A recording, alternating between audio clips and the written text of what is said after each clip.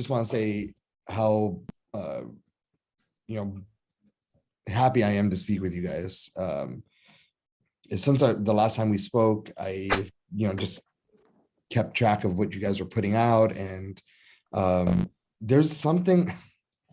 It's weird. Like every time, like I go through, I interview somebody. There's a sentence that comes to my head for everybody I interview about their art, and the one thing that came to my head at the end of looking everything up and seeing what you guys got going down is that your guys' music is a release of the mind. That's what I feel, and it's music that makes your soul flutter. Nice. Well, and the only reason I think that is because in most music, it's like I have a connection with my body to the music, and in this music, I feel a connection with my soul. Like my soul can disattach from my body to be in your guys' music, and it's not every day you experience that. So I want to definitely say thank you for the art. Thank you, man. That's beautiful. Yeah, amazing. Thank you. So an album, you guys have an album coming out called Thanks for Coming. Is it already out? It's already out. Yeah.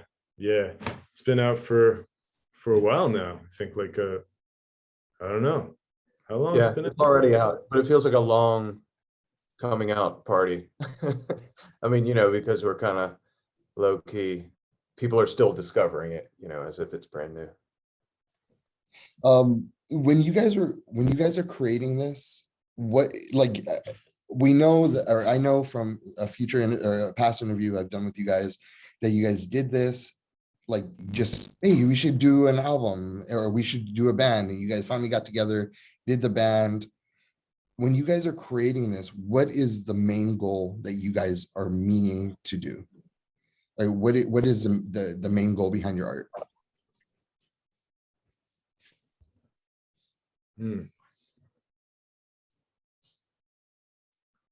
I think it's just to keep showing up and to make sure we're there for whatever emerges. I don't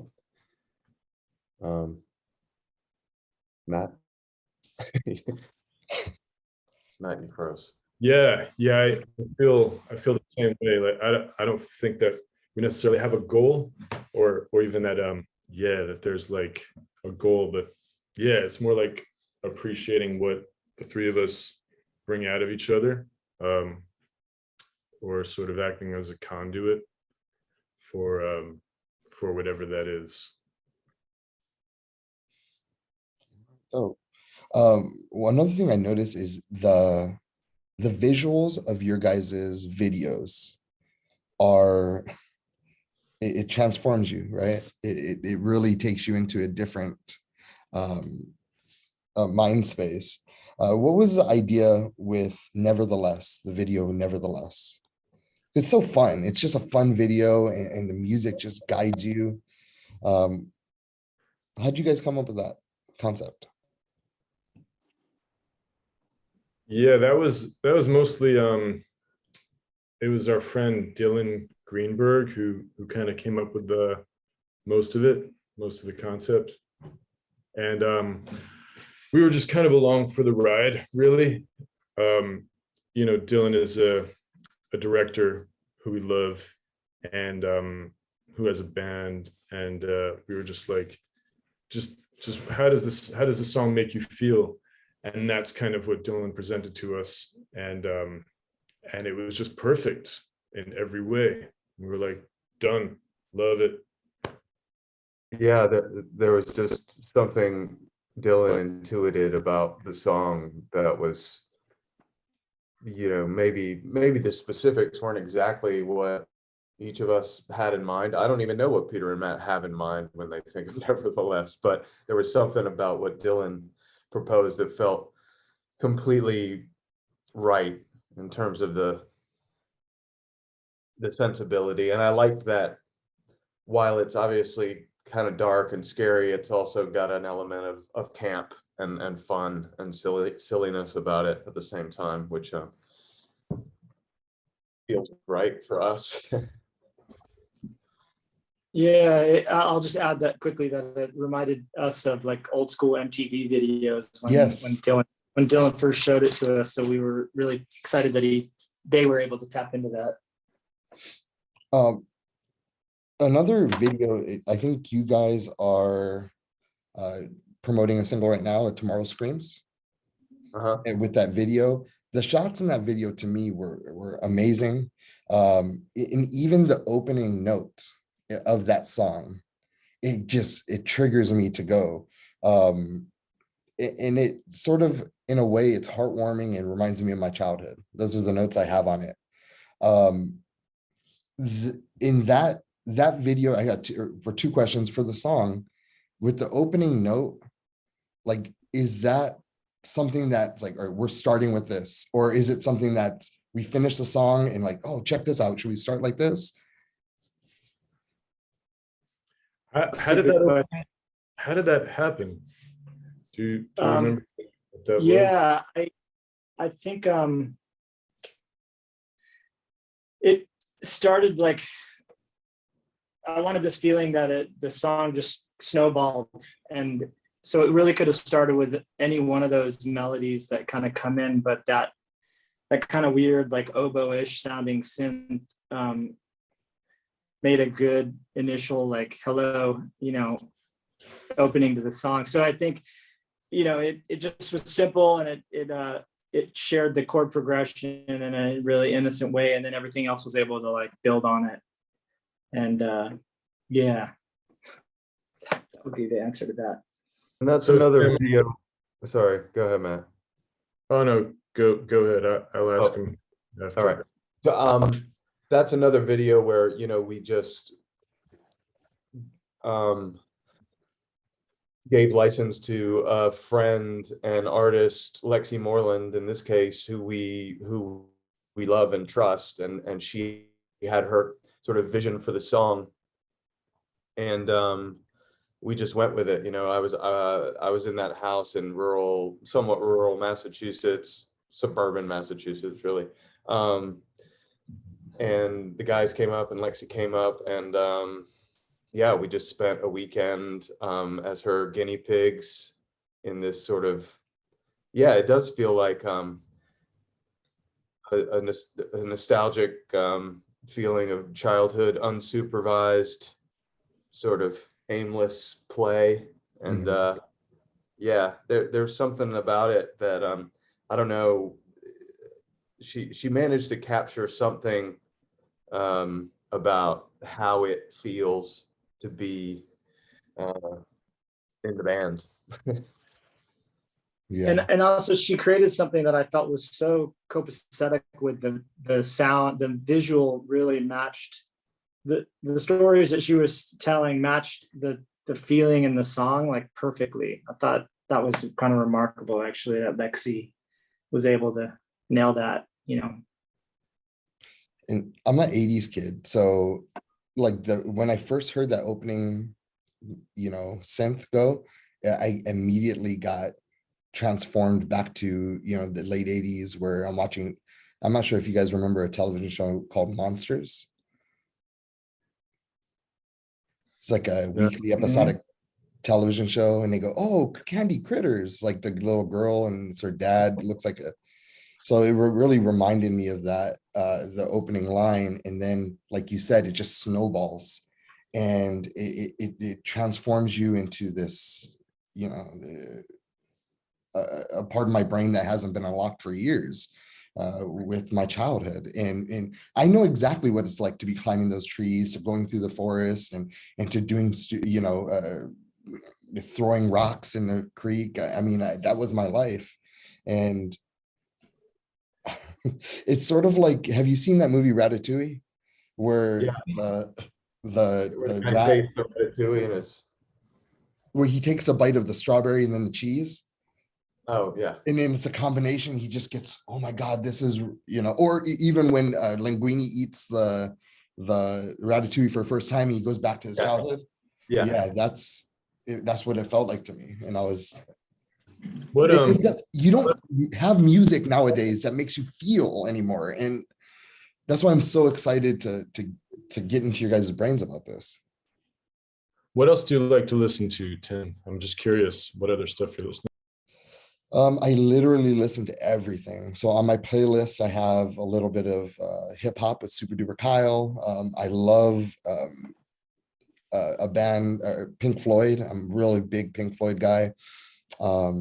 Anything on Serious Alt Nation, probably 2015 through 2018, things like that. Right. Cool. What do you guys listen to? Like, just what's on your playlist right now? But, I mean, we've been getting into, in terms of new bands, there's a band from Colombia called Bomba Estéreo. I don't know if you know about them, but we kind of love them. They're like psychedelic cumbia music. We just saw Idols play twice in New York City, and that was amazing. Idols. I don't know if you like that. Mhm, I Yeah, do. that's like newer kind of stuff, and I don't know. And then in terms of older stuff, just so much. I mean, it's All too of it. much. Yeah. Well, we all love Black Sabbath a lot. And my friend came to the show last night and he was like, seeing you guys live, I really understand the Black Sabbath influence a lot more because it was so heavy. And I was like, yeah, cool. That's sick. Pete, what about you? I mean, I also grew up in the 80s, and I don't know, I was just thinking about this question. I like so much music that it's hard to like pin it down. And me too. My father's a jazz musician. I love jazz as well. I love metal. I love pop. I love acoustic, like Dylan and Neil Young. I love that stuff. I love it all. So it's hard, It is. when I especially like to rock, it's just fun to rock when you get the opportunity to play live. So that's where my tastes land for inspiration for live stuff. But I like it all. You brought up your father, and I read somewhere, Wikipedia, that he's a jazz composer and a cardiologist. Yeah. So he has that side of his brain just unlocked. Yeah. That's like numbers, and do you have that side unlocked as well? I went to college and I was pre-med, and I just, after my first couple chemistry classes, I was like, fuck this, like, and just went full on into music. And my dad was like, I called my dad in the middle of like a chemistry lab on the break, and I just was like, Dad, I'm not going to be a doctor. And he was like, that's cool, you should just do what you love. And I was like, okay, I'm going to play music, which is also sort of like my dad. So he was happy, but I'm sure a little scared too. No, I don't. I'm not pretty bad at math, and which is funny because I'm a drummer, but I could do simple math. I was an English major. Yeah. When I'm like, I always wish I had that side unlocked, because I was the same way. I was in pre-med. I wanted to be a anesthesiologist, and that math fucking whooped my ass. I mean, I can put in literally, I would stay up till 4 o'clock in the morning with 8 o'clock class, just doing math studying, still got a D in it. So I said, maybe I should just talk to people for a living, be a loser, not a doctor. And Matt, you were trained classically as a violinist?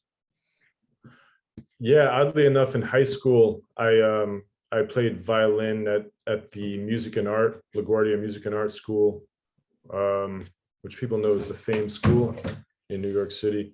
And I was in the... That's gonna live forever. Yeah, I want to fly.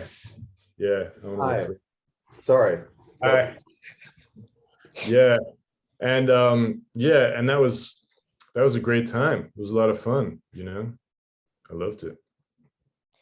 What made you gravitate towards violin in high school? Because I'm imagining you're probably in high school in the 80s, 90s. 90s, yeah, 90s actually. And when you're like, in the 90s, I mean, there's all these influential rock people, and you went after violin, which is nothing wrong with that. A violin and saxophone are my favorite instruments. However, it's a little bit different. Yeah, I mean, to be honest, I started on piano, then I switched on to guitar, which was my passion. And then at my high school, they had no guitar program. They didn't recognize guitar. They were only interested in classical music, really. So I said, all right, if I can't play guitar, I'll play violin. I mean, that's the next best thing, really, I guess. Yeah, and I mean, I've tried to play violin for years, man. I'm horrible. It goes back to that math thing, I probably, man, because literally for 2 years, every time I'd come home from work, come home from work, take off my shoes, sit at my fireplace and try to play the violin with YouTube up, just YouTube, and man. Yeah, violin is it's hard, and it's just a tough thing, and it's not very rewarding just to be a violin player. I mean, you kind of need other people to be a violin player. But Matt, could you play violin if you had one handy? I mean, could you still play it? Yeah, I could probably play like something. I don't know what, like something by the Beatles, you know. Dun, dun, dun, dun, dun, dun, dun. It would sound like that, you know. I would always get like, I want to go like this, like, because I'm seeing other people do that, but like, I don't even know what to say. Yeah. It's not the way it looks. Like the way you play it isn't the way it looks like it's played. Yeah, I know. It's tough. It's not easy. Yeah, people should play guitar or keyboard. That's easier. Those are easier. I started doing keyboard after the violin. I'm okay at that. Yeah. Michael Myers theme song, I can do that. Nice. So I have, the last time we talked about psychedelics, how like we were sort of asking, is there an influence in it? And it was sort of, it seemed like you guys were being a little coy with it. Not so. I guess my question this time was, what has psychedelics taught you? And we can not talk about it. We can not bring this up. That's fine as well. I'm just curious because it seemed like there was a story, like when we were talking about it the last time, and I just didn't pie in on it. Was it around a conversation about ketamine? That song? Yes. Yeah. I mean, I think maybe at that point I was being kind of coy about what the song was about. But I guess I since have given up on that. It's basically that specific song is about a therapeutic ketamine treatment I did with my then girlfriend, now wife, Morgan, in which we side by side in a psychiatrist's office were injected with ketamine treatment that like took us down for like an hour. And we both went on this mind adventure. And I was very much aware that I was having a much sort of easier, breezier, free floating experience than she was. She was having a hard time. She was struggling, and I could feel it. And so the song is about that. As far as psychedelics more broadly, I mean, I'm definitely fascinated by them. I don't have enough extensive experience with them you know, I mean, I've had my little dalliances with recreational psychedelic use, you know, but the idea of doing it with a really doing those drugs with somebody to preside over it with a really specific setting and a goal in mind. I mean, that's a very interesting thing to me, you know, the idea of incorporating that. But, you know, I do think that a psychedelic experience, if it provides some sort of insight, it might be a shortcut that isn't hard won in the way someone might come to such an insight through years of just diligent meditation or prayer or whatever you call it. You know, you can't maybe be totally ready to absorb in a lasting way the profound insights of a psychedelic experience if you just What did that one It's a instance, shortcut. what did that one instance teach you? I mean, for me, it was I was a little bit trepidatious about it. I thought maybe it would be a dark experience, and maybe if I did it again, it would be. But my experience was that there was an interior landscape that I found myself exploring that was a lot more technicolor and fun and surprising, and any secrets that were revealed were like encouraging ones. And there was a moment in one where I broke out of that, and the break into the sky image is a reference to an experience I had on the drug, where I sort of lifted above what felt like a cloud cover and was just it was just pure white light, and I was neither being held up nor pushed down. I was just flying, and but not in a sort of like really intense way, in a completely like serene and weightless way. So it was encouraging, I think, discovering that there were internal rooms that were in the nightclub of my interior that were a little less of a dungeon than I was afraid they were going to be. Did you learn anything specifically or did you take anything away from that experience as in regards to your journey as a human being? I mean, I think the most valuable takeaway was that I did it alongside my beloved, and I was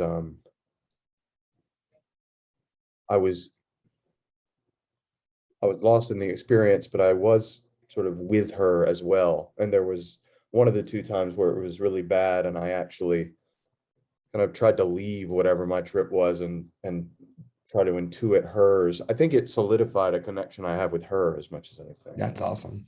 That's fucking dope. I love that. Yeah.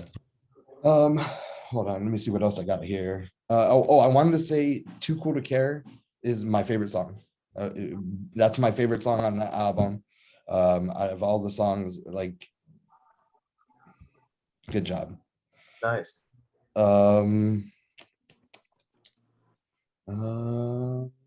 Okay.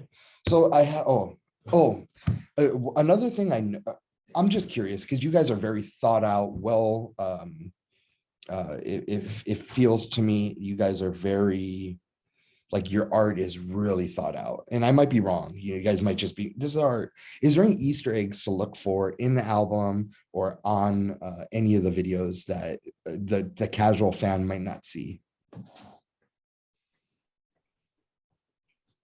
I would say one is right at the top of the record. The Bombed Out Sights. The track that starts the record, right? Yeah. It's the first track. Second song. Yeah, there's like it's the second. It's Bombed Out Sights, the second song. Yeah, that song, the beat and the bass line were created by Ad Rock from the Beastie Boys. This is kind of, yeah, and he had done a remix for me several years ago of one of my own songs, and I loved it, but I never really released that song, and so I never really had use for the remix. I still might put it out at some point, but because it is really dope. But I was just messing around one day in the studio, and I stumbled on the remix, and I was listening to it, and I was like, wow, this is really hypnotic. And then I looped one bar of it, just one measure of it I looped in Pro Tools, and I found that that particular loop especially, I never got tired of it. So I was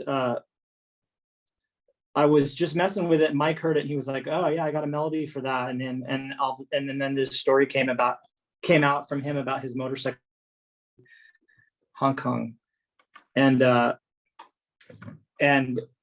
it just matched perfectly with this sort of floating music bed. And I wrote to Ad Rock and I was like, hey, you know, can we use this sample? He's like, yeah, use whatever you want. Like, don't even have to credit me or anything. And so That's awesome. So we built that song on an Ad Rock loop, and that's kind of a secret little thing that not many people know about, actually.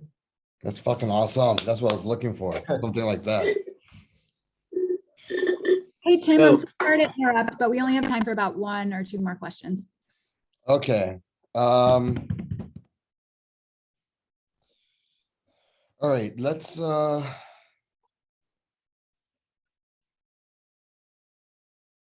do this one. I have 2 questions. The first one is, what is your dream concert, alive or dead? 4 people, 1 headliner. And then the second question is going to be, what is your mom and dad's signature dish? Oh shit. Well, should we bang out the concert together? Kayas would be a good one, just because they got to get back together. Yeah, I would see Dylan on the Rolling Thunder Review tour in the 70s. No. Matt, you probably have more time. And so you're saying like, but then we have to come up with openers too. No, it's just 4 people, just four, and then one of them is going to be the headliner. It's your Right, choice. right. Purple Rain era Prince. I would love to see that in concert. Me too. That's on my list. Yeah. So Purple Rain, Rolling Thunder set, Kaya Scream Machine, maybe, or whatever they want to play, actually.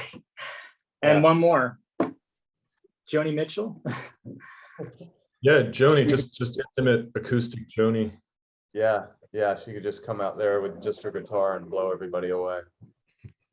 Yeah. All right. And then the last one is, what is your mom and dad's signature dish? My mom, Betty, makes a really good potato latke. Just going to put it out there. A little potato pancake. It's like a Jewish. No, I know what it is. I We have a big Jewish community out where my wife was raised. Where are you, by the way, Tim?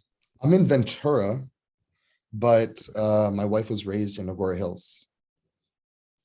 Speaking of Ventura, I used to go to Jewish camp in Ojai every summer, like when I was a kid. Like, You did? yeah, there's a Oh, Jewish did you? camp called Camp Ramah that my parents were smart enough to send me to from Utah. So I got to be around all these Southern California Jews. I learned all about pubic hair and stuff. And it was a good place. It was a really good place. Matt, mom or dad's signature dish? Signature dish. My dad was he was the chef, really. So I would say French toast was his big thing, and ravioli. Mike? Domino's.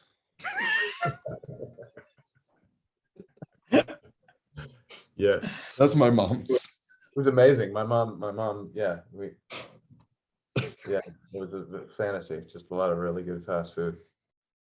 She cooked, but there's a signature dish, I would say. Gentlemen, I just want to say thank you. Thank you for the time. Thank you for being with us today. And thank you for your art. So thank you. Yeah, thank you, Thank you. man. Thanks for your kind words. I love the way you describe your experience with the music. It's like, couldn't think of a better description. Well, I get it. I get what you guys are trying to do. Good luck. Be safe out there. And hopefully you guys Thanks, will Tim. come home soon. All right. All right, man. Have a good one. Thanks. Thank you, guys. Thank you, Katie. See ya. Thanks.